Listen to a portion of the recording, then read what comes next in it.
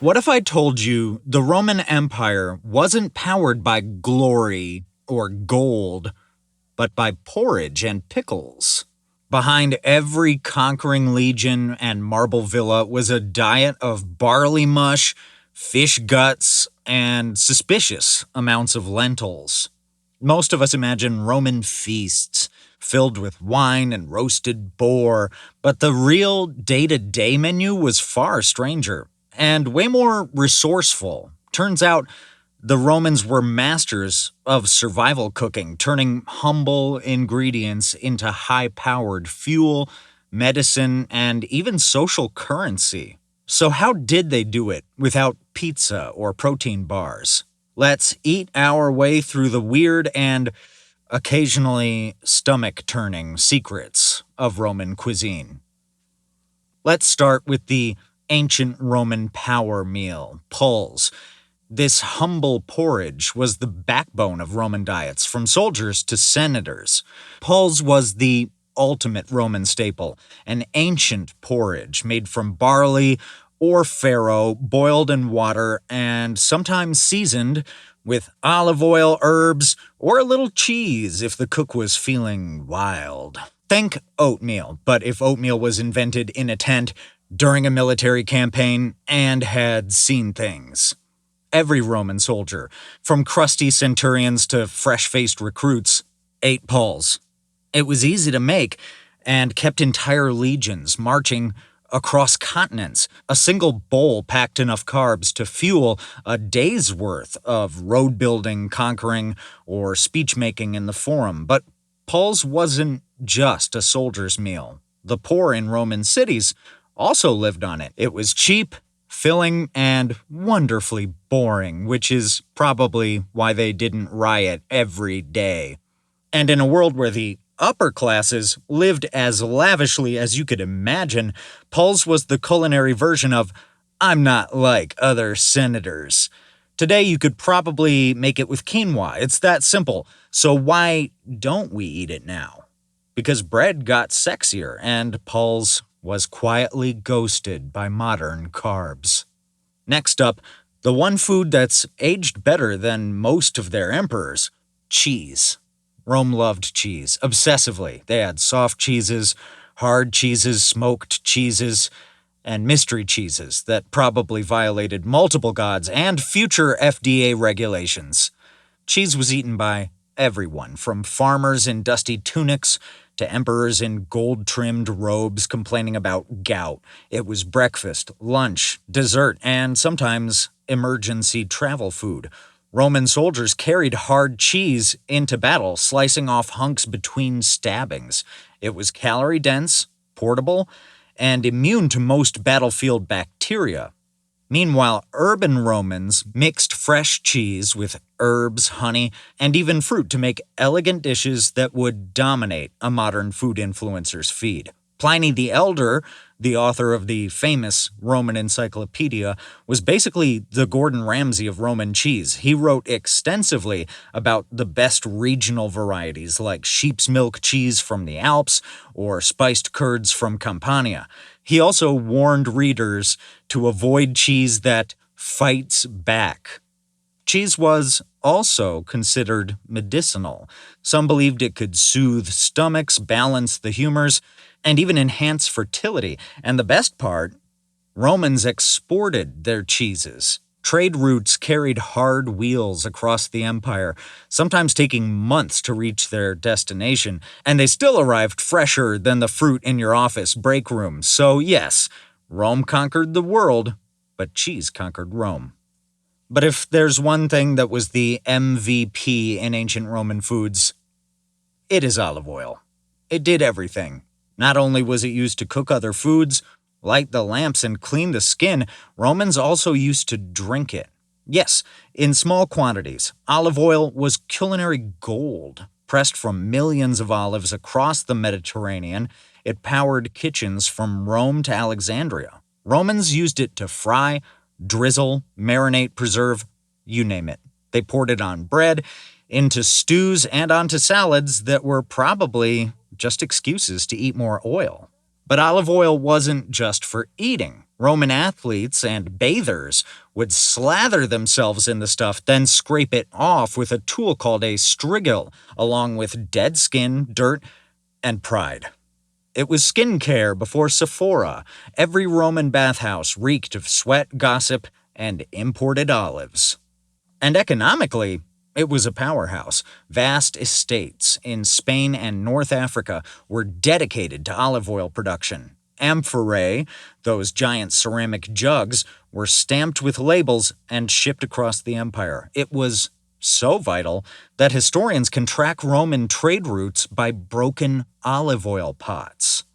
Millions of barrels of oil were consumed by the Romans. There were different grades, too. Fine oil for eating, thicker oil for lamps, and the dreaded third press oil, which was probably just sadness in liquid form. Today we treat olive oil like a gourmet luxury. For Romans, it was an inseparable part of everyday life. It wasn't just a cooking fat, it was liquid civilization. Rome didn't run on olive oil and ambition alone. It ran on a sauce so funky it could clear a Senate meeting. Garum. Imagine a bottle of hot sauce. Now replace it with fermented fish guts left in the sun until it weeps salty liquid. Add a pinch of ambition, and you've got garum, Rome's most beloved, most pungent condiment. Garum wasn't just fish sauce. It was a lifestyle, made by layering small fish.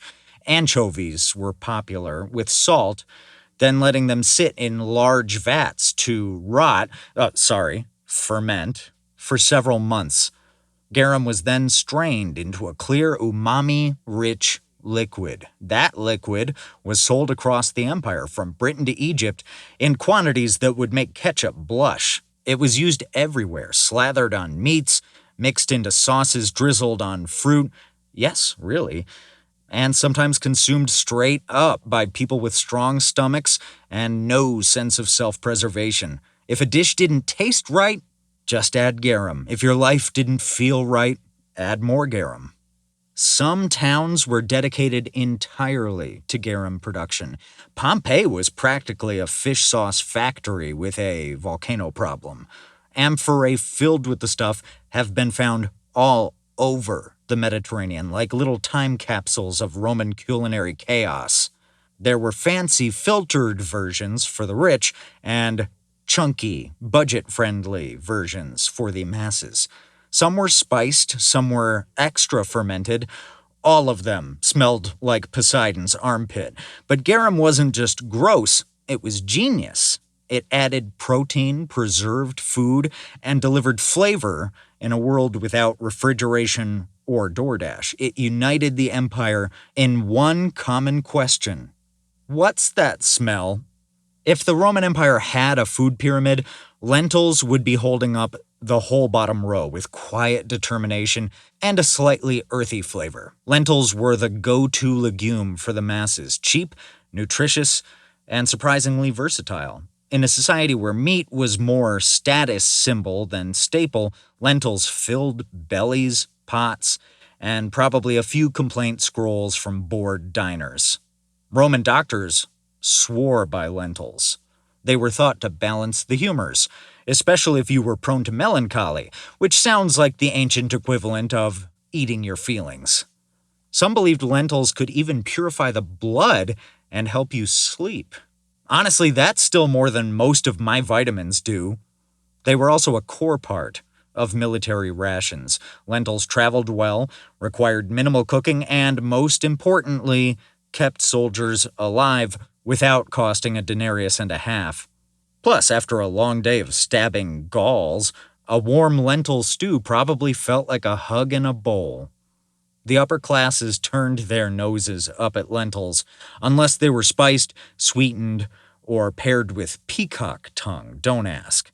But for the poor, lentils were the great equalizer, humble, hearty, and always on hand. Let's be real, if lentils had a PR team, they'd spin this as clean protein for ancient warriors. But really, it was more like edible grit, and Rome loved grit. In ancient Rome, bread wasn't just food, it was politics. It kept the poor from revolting, the middle class from starving, and the bakers very, very busy. Bread came in all shapes and textures. The most basic version was panis plebeius, a dense, coarse loaf for the average Roman. The upper crust, pun very intended, got to enjoy panis candidus, made with sifted white flour and probably elitist energy. There were flatbreads, ring-shaped loaves, honey-sweetened buns, and even funeral bread shaped like the deceased, because nothing says rest in peace like being turned into carbs. Rome had over 300 bakeries, and grain was imported from Egypt just to keep the ovens fired. The government even offered free grain to citizens, the famous bread in Bread and Circuses. Feed the people, distract them with gladiators, and hope no one notices the taxes. Bread also played a role in religion and ritual. Loaves were offered to gods, stuffed into tombs, and sometimes cursed in writing if they went stale too fast.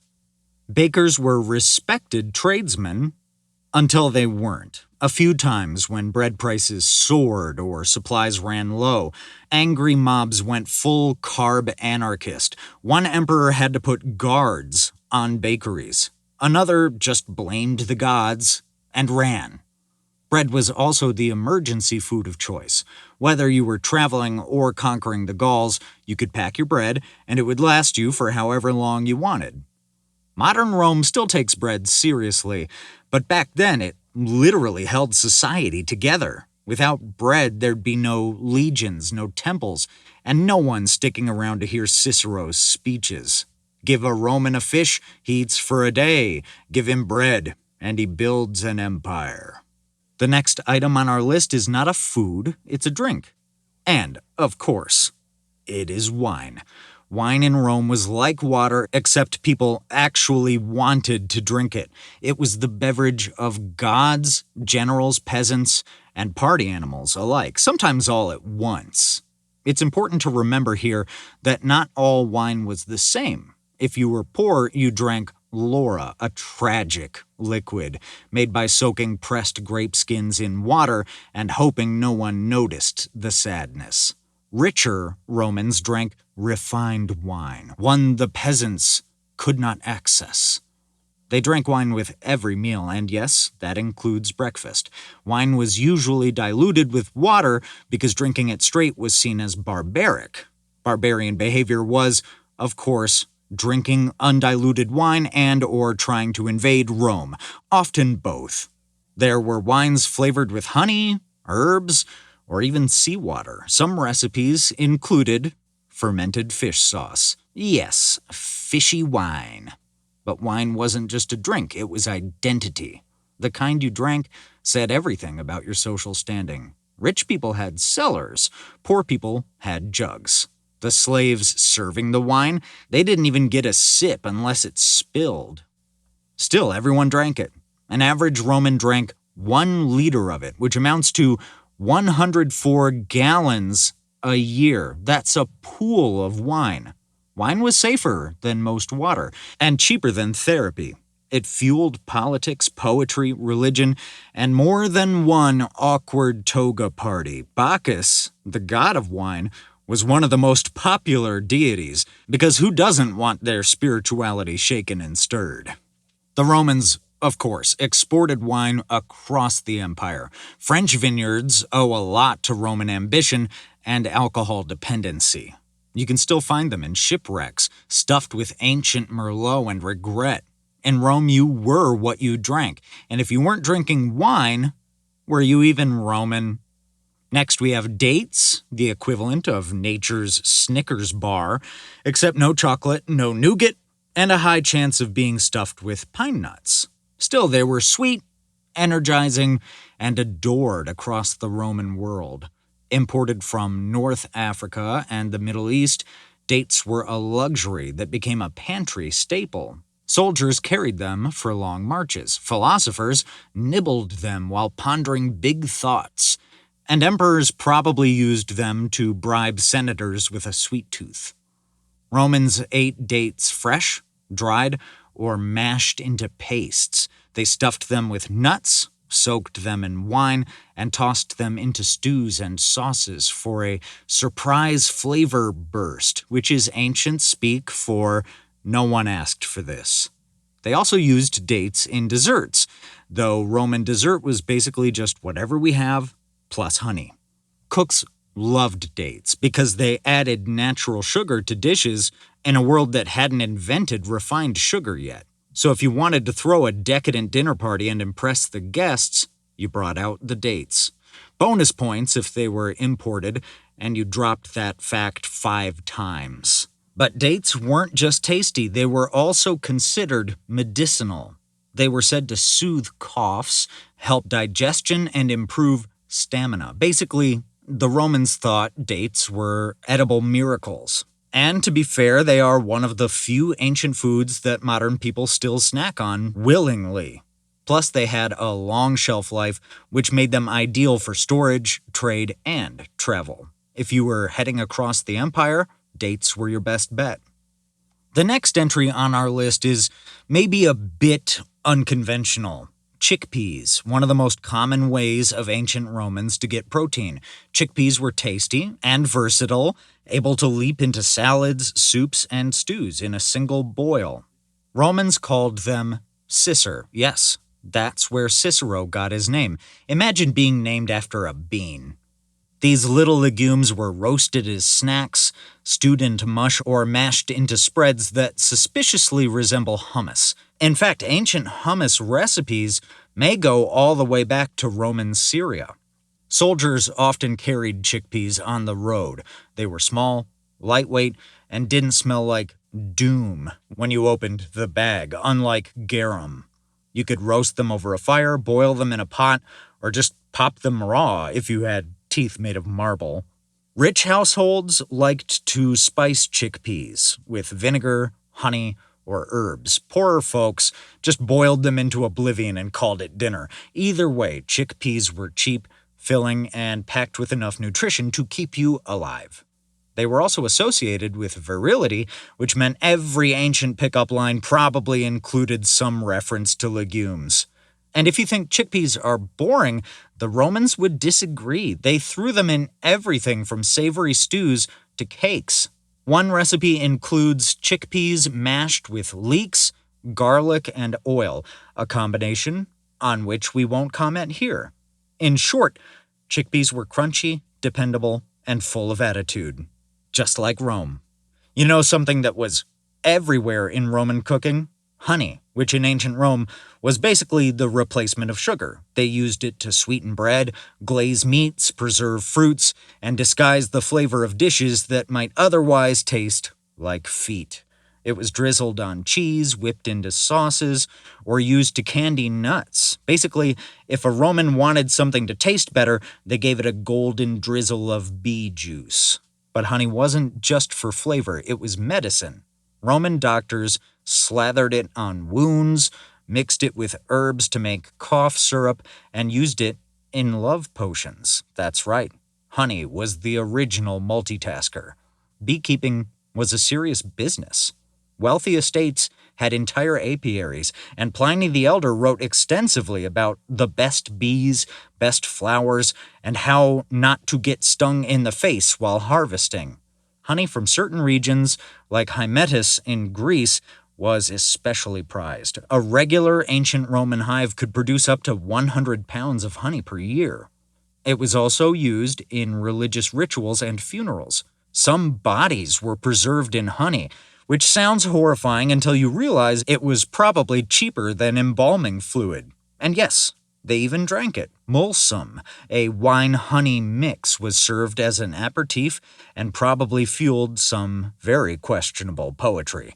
It was sticky, sweet, and surprisingly powerful, like a tiny swarm of bees with a business degree. The Roman Empire wasn't just built on marble and military genius. It was built on beans, bread, and fermented fish sauce. Every bite, every sip, every bubbling pot of lentils helped fuel a civilization that shaped the world. These foods weren't just survival, they were strategy. They kept the legions marching, the citizens fed, and the bathhouses full of olive oil slicked philosophers. So next time you drizzle honey on toast or snack on some chickpeas, remember, you're eating like an emperor. Or at least a well-fed centurion. Thanks for watching.